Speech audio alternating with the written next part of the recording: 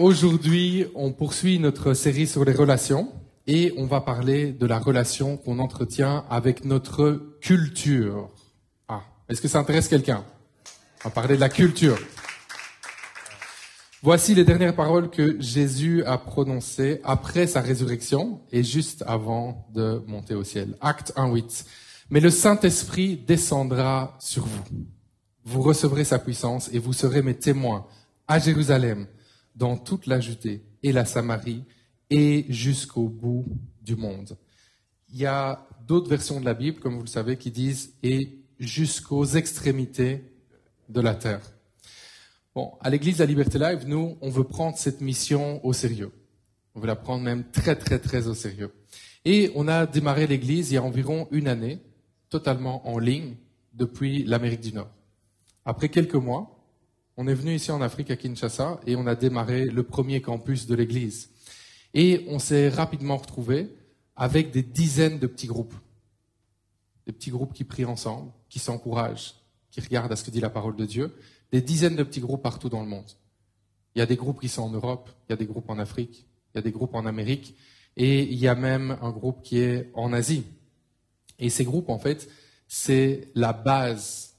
C'est vraiment les fondations qui vont mener à l'implantation d'autres campus. Et aujourd'hui, je suis très content de vous annoncer qu'on a franchi la barre des 100 groupes. Alors on peut remercier le Seigneur pour ça et célébrer.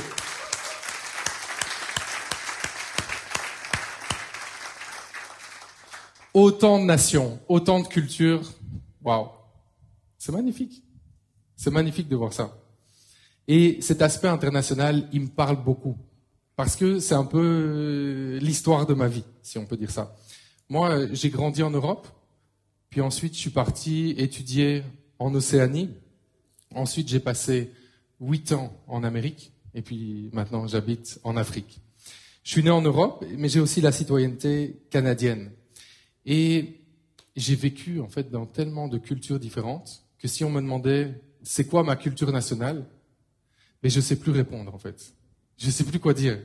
Mais ma femme Nadine, ça c'est encore plus fou. Moi je pense qu'on pourrait la rebaptiser Nadine Internationale. Nadine, c'est plus de 10 années en Afrique, plus de 10 années en Europe, c'est 3 ans en Océanie et 8 en Amérique. Alors là, il y en a qui commencent à faire les comptes. Elle a quel âge, pasteur Nadine? Ok, peut-être. Maintenant, tu penses à nos 2 filles. Ça, c'est quand même spécial. Elles sont nées en Amérique d'un père qui est d'origine européenne et d'une mère qui est d'origine africaine. Quand même. C'est quand même spécial. Dieu aime la diversité. Non, un vrai amen. Dieu aime la diversité.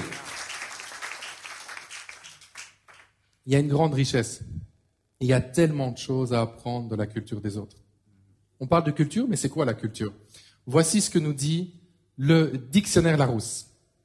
La culture, c'est l'ensemble des phénomènes matériels et idéologiques qui caractérisent un groupe ethnique ou une nation, une civilisation, par opposition à un autre groupe ou à une autre nation. Autrement dit, la culture, c'est ce qui va caractériser un peuple d'un autre. Et j'ai vu tellement de belles choses dans les cultures autour du monde. En Afrique, je retiens la créativité, je retiens aussi la résilience. J'ai vu la rigueur en Europe, mais pas partout. Pas partout. Ça serait vraiment un gros cliché de dire que la rigueur règne en Europe, c'est pas vrai, mais on peut voir ça quand même en Europe.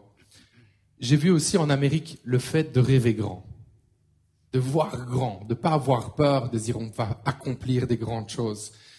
J'ai aimé aussi le côté assez relax et organisé qu'on peut connaître en Océanie. J'ai aimé aussi le raffinement asiatique. J'ai vu des belles choses autour du monde, mais j'en ai vu aussi des moins belles. Parce qu'en fait, il y a des gens, ils se cachent derrière leur culture pour aller justifier des comportements qui sont juste injustifiables.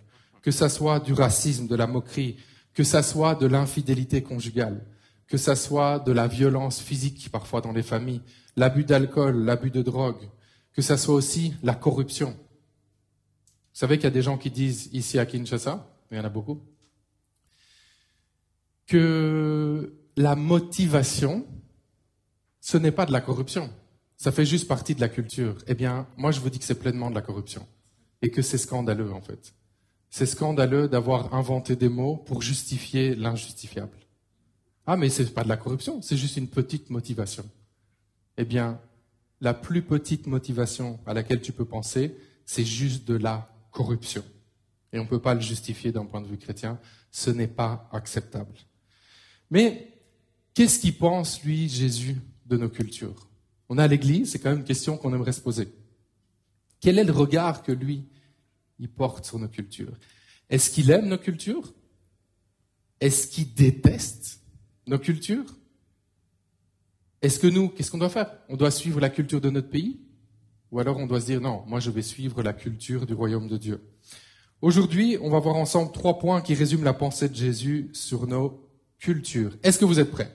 Si vous êtes prêts, je veux vous entendre, faites du bruit, faites quelque chose. Je veux savoir que tu es réveillé. Premièrement, Jésus comprend ta culture. Jésus comprend ta culture. Il y a des bonnes choses, on l'a vu dans nos cultures, mais il y en a aussi des moins bonnes. Et il y en a même des très mauvaises. Il y en a parfois qui nous sont imposées par la famille, par exemple. Et puis ça va produire vraiment quelque chose qui est difficile, ça va produire même de la souffrance dans nos vies. Mais c'est bizarre parce que même si on sait que nos cultures, elles nous font parfois souffrir, on a une tendance, et on est tous comme ça, à se dire, oui, mais ma culture, c'est sacré. Ma culture, c'est sacré. Et en fait, on continue à se conformer à cette culture de génération en génération et on veut rien changer. Parce qu'en fait, on se dit que comme ça a toujours fonctionné comme ça dans nos familles, avec les ancêtres, on est qui, nous, pour changer quelque chose? Ça serait tellement un manque de respect vis-à-vis de nos familles ou de nos ancêtres. Et en plus, c'est comme s'il y avait quelque chose en nous, c'est juste comme ça, c'est spécial. C'est comme si on se disait, oui, mais ma culture, c'est ma culture. Jésus, c'est Jésus. Puis on ne veut pas vraiment que Jésus puisse avoir accès à notre culture. C'est comme notre petit jardin secret. Ah, c'est ma culture. Jésus, je l'aime bien, mais bon, pas venir quand même trop regarder ce qui se passe dans ma culture, ok? Peut-être qu'on se dit inconsciemment que Jésus, lui, il peut pas comprendre notre culture. Et lui, il est au ciel, franchement. Comment il va faire pour comprendre notre culture? Lui, il est au ciel, dans sa gloire, il est bien trop distant pour comprendre. Laisse-moi te dire que Jésus comprend parfaitement ta culture. Parce que, bien que Jésus soit de condition divine, il sait ce que c'est, lui, d'avoir une culture nationale. On voit dans Matthieu 2, verset 1. Jésus était né à Bethléem, en Judée, sous le règne du roi Hérode. On voit Philippiens 2, versets 6 et 7. Lui qui était de condition divine ne chercha pas à profiter de l'égalité avec Dieu, mais il s'est dépouillé lui-même et il a pris la condition d'un serviteur en se rendant semblable aux hommes, se trouvant ainsi reconnu à son aspect comme un simple homme. Jésus, lui, il était de condition divine. Il vivait au ciel. Il vivait au ciel dans quelle culture? Dans la culture du royaume de Dieu. Et il a quitté le ciel. Il a quitté la culture du royaume de Dieu pour s'incarner en tant qu'homme dans la culture juive. Donc, Jésus, lui, il a été élevé, il a grandi dans la culture juive que lui, il connaissait parfaitement. Et on a tendance à dire, ouais, mais Jésus, de toute façon, il était juif. Ben, oui et non. Oui et non. Il était juif parce que sa mère était juive. Alors oui, c'est vrai que lui, sur terre, il était juif. Mais non, parce qu'en fait, Jésus, avant tout, c'est qui? Ben, c'est le roi des rois. C'est le Seigneur des seigneurs. C'est Dieu incarné en homme. Et sa patrie première, c'est quoi? C'est le ciel. On a tendance à oublier ça. Dans la Bible, Philippiens 2,6 nous rappelle que, c'est très clair, il possédait depuis toujours la condition divine. Donc, Jésus te comprend. Il sait ce que c'est. Il connaît les défis. Oh, il les connaît. Il sait ce que c'est. Il sait ce que c'est en fait quand tu vis dans un pays, mais qu'en même temps, il y a la culture du royaume de Dieu, il y a les règles de ce pays. Il sait ce que c'est. T'inquiète pas. Et on pourrait se poser la question, comment ça se fait que Dieu a permis ça, qu'en même temps, Jésus, il était au ciel, la culture du royaume, il est venu ici. Comment ça se fait? Pour plusieurs raisons, mais je pense que l'une d'entre elles, c'est celle-ci. Jésus, en fait, il veut te lancer un message à toi, directement. Il veut te dire ceci. Je te comprends. Je te comprends. Il veut dire qu'il te comprend. Je te comprends. Toi, tu vis dans la culture de ton pays. Il dit, je te comprends. C'est parfois difficile, hein, concilier culture du pays avec la culture du royaume de Dieu. Parfois, tu ne sais pas laquelle suivre. Et Jésus te dit, je comprends. Moi, je comprends toutes les règles, toutes les choses qui te sont imposées. Je comprends les pressions sociales, les pressions familiales que tu peux vivre. Je comprends. Je comprends le poids des traditions qui parfois t'écrasent. Jésus dit, ouais, moi, je te comprends tout à fait. Jésus, il comprend parfaitement ta culture. Ne te dis pas qu'il est trop distant, ne te dis pas qu'il ne peut pas comprendre ce que tu vis. Et il comprend non seulement ta culture, mais il comprend tellement bien tous les défis que tu es en train de vivre en ce moment qui sont liés avec ta culture. Par exemple, il comprend qu'il y a des traditions qui entourent l'organisation de ton mariage. Jésus il nous dit que quand on suit nos cultures plutôt que la culture du royaume de Dieu, on annule la parole de Dieu. Et c'est grave. C'est grave. On ne veut pas faire ça. On ne veut vraiment pas faire ça. Tu dois savoir qu'il y a des experts qui tordent la parole de Dieu pour l'accorder avec leur culture. Encore là, je ne vais pas donner d'exemple, mais toi-même, tu sais de quoi je parle. Veillons sur nos cœurs. Veillons aussi sur notre théologie. On ne veut pas faire partie de ces gens-là. Parce qu'on sait à quel point ça peut faire souffrir. À quel point ça peut détruire. Imagine faire reposer le poids sur une personne de quelque chose qui vient des hommes en faisant croire que ça vient de Dieu. Ça écrase les gens, en fait. Ça brise les gens. Et ça ne plaît pas du tout à Dieu. 1, Jésus comprend ta culture. 2, Jésus dénonce. Et 3, Jésus t'invite. Jésus t'invite. En fait, Jésus, il nous invite tous ce matin à réaliser quelque chose. Que nos cultures, sans exception, elles sont terrestres, elles sont temporaires et elles sont imparfaites.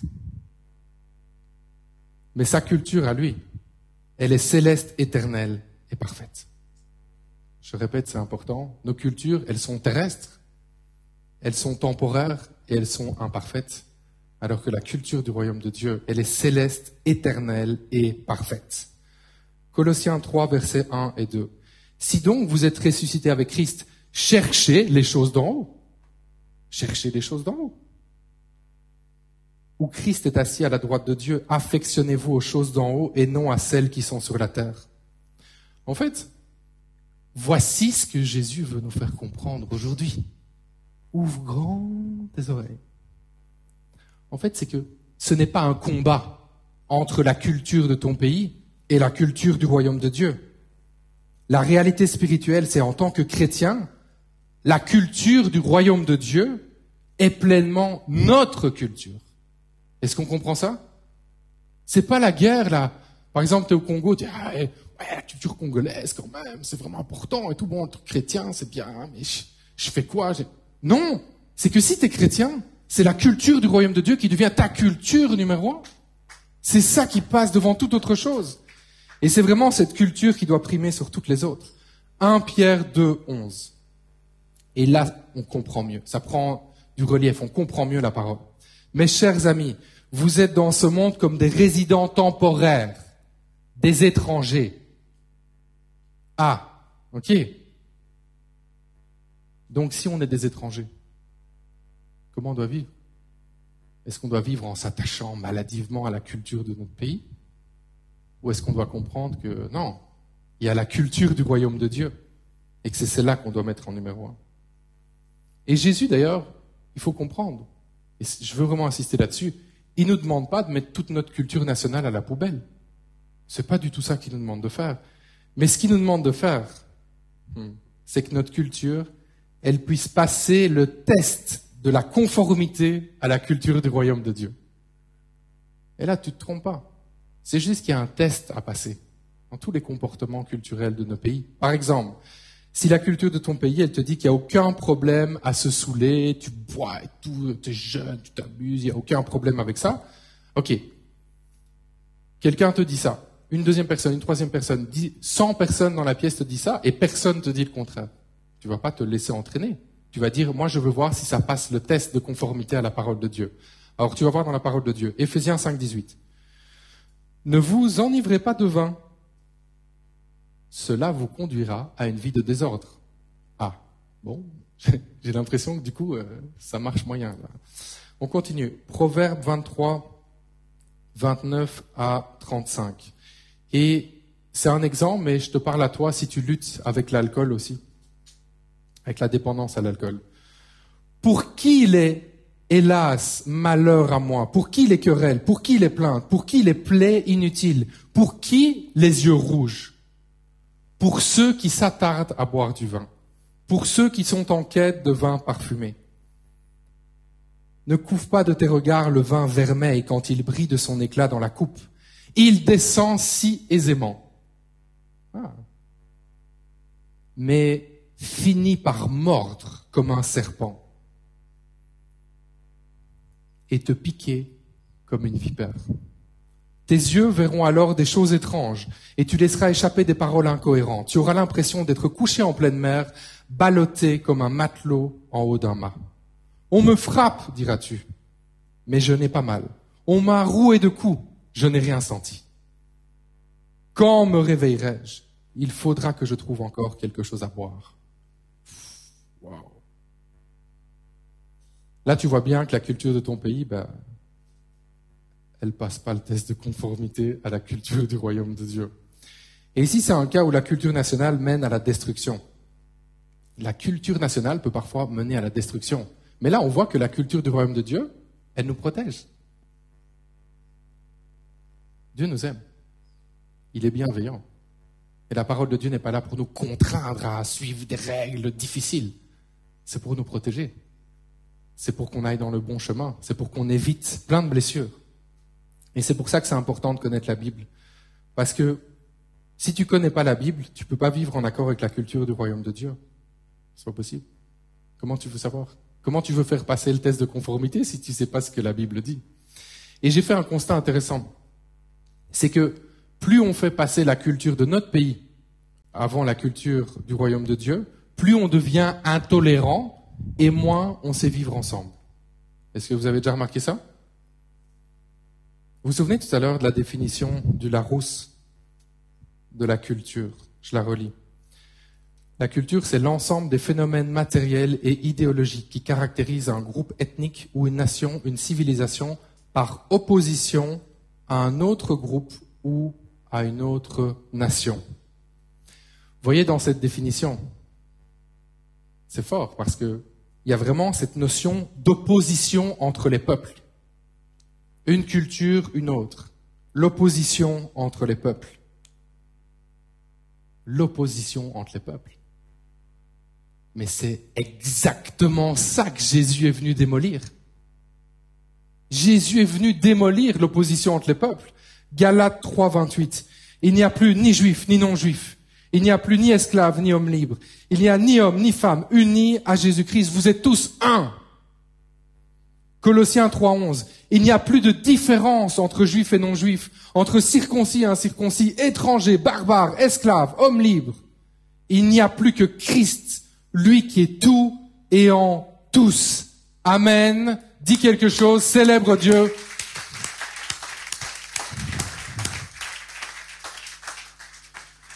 Dieu nous invite à comprendre ça et c'est très important qu'on comprenne ça aujourd'hui. En Jésus-Christ, il n'y a plus de mur entre les différentes cultures nationales, mais il y a des ponts. Amen. En Jésus-Christ, peu importe notre origine, peu importe notre culture nationale, nous sommes unis. Et aujourd'hui, je pense que c'est un moment clé dans la vie de plusieurs personnes qui suivent ce message. C'est le moment où tu décides d'obéir à Dieu plutôt que d'obéir aux traditions de tes ancêtres. Ou plutôt que d'obéir aux choses que la famille transmet depuis des générations. C'est le jour où tu comprends que Dieu t'appelle à te lever pour rejeter tout ce qui est contraire dans ta culture à sa parole. Et tu réalises aujourd'hui que ta culture première, c'est quoi? c'est la culture du royaume de Dieu. C'est pas celle de ton pays. C'est pas celle de ton environnement. C'est pas celle de tes ancêtres. Et je sais que c'est difficile à recevoir, ça. T'as grandi quelque part, on t'a toujours répété la même chose. Puis là, moi je suis en train de te dire, non, non. C'est d'abord la culture du royaume de Dieu et puis la culture de ton pays. Mais il faut savoir que moi je ne suis pas là pour annoncer les choses qui font plaisir. Je suis là pour faire ressortir les vérités de la parole de Dieu. Et alors qu'on commence à vivre la parole, on voit un changement dans nos vies et on voit un changement tout autour de nous. Et je veux vraiment t'encourager à l'essayer. Essaie-le. Peut-être que tu luttes encore avec cette idée de faire passer la culture du royaume avant ta culture, mais essaie-le et tu vas voir. Et je suis pas en train de te dire que si tu le fais, tous tes problèmes vont s'arranger. Peut-être que tu vas avoir des problèmes avec certaines personnes en faisant ça, mais tu n'auras pas de problème avec Dieu. Parce qu'en faisant ça, Dieu va agréer ton comportement. Il va dire, waouh, ici il y a quelqu'un qui marche à contre-courant. Il marche à contre-courant. Et ultimement, je dirais ceci. La culture de nos pays, et je suis pas en train de dénoncer la culture congolaise, je parle de tous les pays. Ultimement, est-ce que ça mène à la vie? Ultimement, est-ce que ça change vraiment quelque chose? Ou est-ce que ce sont des liens qui sont tellement forts qu'on n'arrive pas à s'en défaire, mais on ne sait même pas pourquoi? Rappelez-vous ce que nous dit la parole. Nous sommes des étrangers sur cette terre. Alors comment est-ce qu'on pourrait vivre attaché à la culture d'un pays en disant jamais je vais lâcher, jamais, si on est des étrangers? Si on n'est pas prêt à recevoir ça, c'est qu'il y a encore une étape à franchir dans notre marche avec Dieu. On peut fermer les yeux ensemble, on va prier.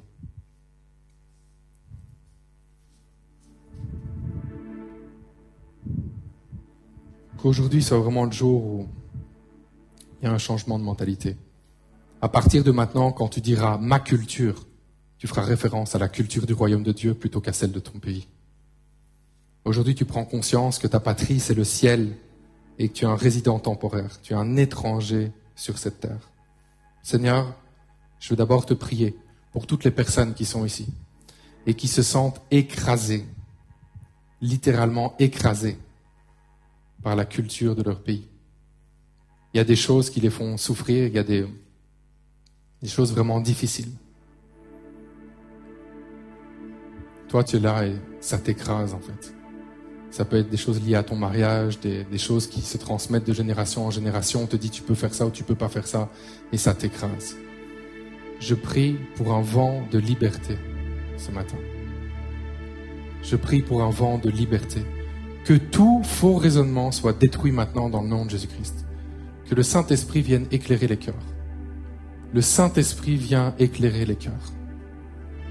Alors que tu te sentais écrasé, alors que tu te sentais méprisé peut-être, parce que tu n'arrivais pas peut-être à suivre toutes les instructions, toutes les choses que ta culture de ton pays te disait qu'il fallait faire. En ce moment, tu expérimentes la liberté en Jésus-Christ. Il est venu pour donner la liberté. Il est venu pour briser toutes les choses humaines qui ne mènent pas à la vie. Il est venu pour que on puisse expérimenter son pardon, sa grâce et sa joie. Et je prie qu'à partir d'aujourd'hui, tu sois dans la joie. Que tu sois dans la joie. Je prie, Seigneur, que ta joie se manifeste dans ce lieu. Je crois qu'il y a tellement de personnes qui sont ici, qui ont entendu des choses qui les ont blessés. Des choses tellement méchantes parfois qui ont été prononcées sur ta vie. Cachées sous le couvert de la culture. En disant, nous, voilà, c'est comme ça qu'on fait. Il y a eu tellement de condamnation, tellement de jugement. Je prie et je crois qu'il y a un vent de liberté dans ce lieu. Et que tu te sens aimé de Dieu comme tu es ici. Et que tu n'as pas besoin de respecter les traditions des 500 dernières générations pour être aimé et approuvé de Dieu. Merci Seigneur parce que tu viens donner cette conviction en ce moment. Et je veux aussi prier pour tous ceux qui veulent faire passer Dieu avant tout le reste, avant les traditions, avant la culture locale. Ça demande une certaine audace de faire ça. Parce que quand on fait ça, on marche vraiment à contre-courant. On va à l'encontre, en fait, de la masse. Mais c'est ça, suivre Jésus. Suivre Jésus, c'est marcher à contre-courant. Suivre Jésus, c'est refuser de faire comme tout le monde. Suivre Jésus, c'est de dire, si Dieu me demande d'aller à gauche et qu'il y a 1000 personnes qui vont à droite et qui m'emmènent à droite, moi je vais quand même à gauche. C'est ça, suivre Jésus. Seigneur, je prie pour une génération ici sans compromis. Je prie pour des hommes et des femmes qui se lèvent aujourd'hui et qui prennent cette décision courageuse de faire passer la culture du royaume de Dieu avant la culture de leur pays. Je prie pour des convictions que tu donnes maintenant. Je prie, Seigneur, que tu ouvres l'intelligence, parce que ça demande vraiment d'avoir une révélation qui vient du Saint-Esprit. Ça demande vraiment que l'intelligence de l'homme soit éclairée par le Saint-Esprit. Saint-Esprit, que tu viennes communiquer cette vérité que il y a plein de choses dans les cultures locales que tu aimes et que tu n'es pas contre ces choses. Tu n'es pas contre la culture de nos pays, mais tu es contre les choses qui ne sont pas en conformité avec la culture du royaume de Dieu. Merci Seigneur pour toutes les personnes qui prennent cette décision maintenant de te faire passer en numéro 1. Et je crois et je vois qu'il y a beaucoup de choses qui vont changer dans la vie de chaque personne qui prend cette décision aujourd'hui. Parce que tant qu'il y avait une lutte entre le lundi, je suis la culture de mon pays, le mardi de mon environnement, le mercredi de Dieu, le jeudi de mon pays, en fait, c'est qu'il y a un court-circuit. Les choses ne peuvent pas avancer dans ta vie parce qu'il y a chaque fois un court-circuit. Mais alors que tu prends cette décision, que tu suis exclusivement la culture du royaume de Dieu, il y a un chiffre dans ta vie. Je le crois. Je crois, Saint-Esprit, que tu fais une œuvre maintenant. Je crois qu'il y a des vies qui sont touchées maintenant. Il y a des décisions qui sont prises. Merci, Saint-Esprit, parce que tu éclaires notre intelligence. Merci, Seigneur, parce que ta parole est tellement riche et tu viens éclairer notre intelligence, parce que tu veux voir un fruit. Tu veux voir un fruit nouveau, Seigneur. Et aujourd'hui, Seigneur, alors que il y a des personnes qui nous suivent de différents pays, comme on l'a vu tout à l'heure, on veut prendre un temps pour remettre la République démocratique du Congo entre les mains de Dieu. Seigneur, telle est notre prière. Seigneur, nous demandons qu'un vent souffle sur ce pays qui va venir provoquer un renouvellement de l'intelligence de chaque personne qui sont ici. Nous croyons, Seigneur, que c'est le plus grand miracle que tu peux opérer dans ce pays. Un renouvellement de l'intelligence. Pour un peuple qui se tourne vers toi. Et alors que ce peuple va se tourner vers toi, tu vas tout changer ici, Seigneur. Tout va changer ici, Seigneur. Nous prions, Seigneur, pour des hommes et des femmes qui se tournent vers toi de tout leur cœur, qui lisent ta parole, qui veulent la comprendre pour marcher en conformité avec la culture de ton royaume, Seigneur. Nous refusons que ce pays soit un pays de chrétiens culturels. Ça fait juste partie de la culture, finalement. On refuse ça. On refuse le mélange des traditions humaines et des choses qui paraissent spirituelles pour ce pays. Et on déclare, Seigneur, que c'est ta parole, ta vérité, tes commandements, ton amour, ton règne qui vont passer en numéro 1 dans ce pays. Et alors que ce shift s'opère, une personne à la fois, le pays change. On le croit et on le déclare dans le nom de Jésus-Christ. Et Seigneur, nous voulons refuser aussi le mensonge de dire que ce pays changera par quelqu'un d'autre. Ça va changer avec nos propres vies. Une personne à la fois. Merci Seigneur, parce qu'on prend conscience de notre grande responsabilité. On est reconnaissant, Seigneur, tu nous as placés ici pour une raison. Tu voulais qu'on puisse impacter cette nation. On croit, Seigneur, qu'il y a un futur qui est glorieux pour ce pays. On refuse les plans du diable pour ce pays. On refuse les plans de guerre, de division, de sorcellerie, d'occultisme, de méchanceté. Nous refusons ces plans dans le nom de Jésus-Christ. Et nous déclarons que tes plans qui sont glorieux vont s'accomplir, Seigneur. Et même si aujourd'hui, il n'y a personne qui croit, nous, on y croit. Nous, on y croit, Seigneur. On y croit, Seigneur. Merci, Seigneur, parce que tu guides cette nation vers des jours meilleurs. Mais ça commence aujourd'hui avec nos propres vies. C'est dans le nom de Jésus-Christ qu'on a prié. Amen.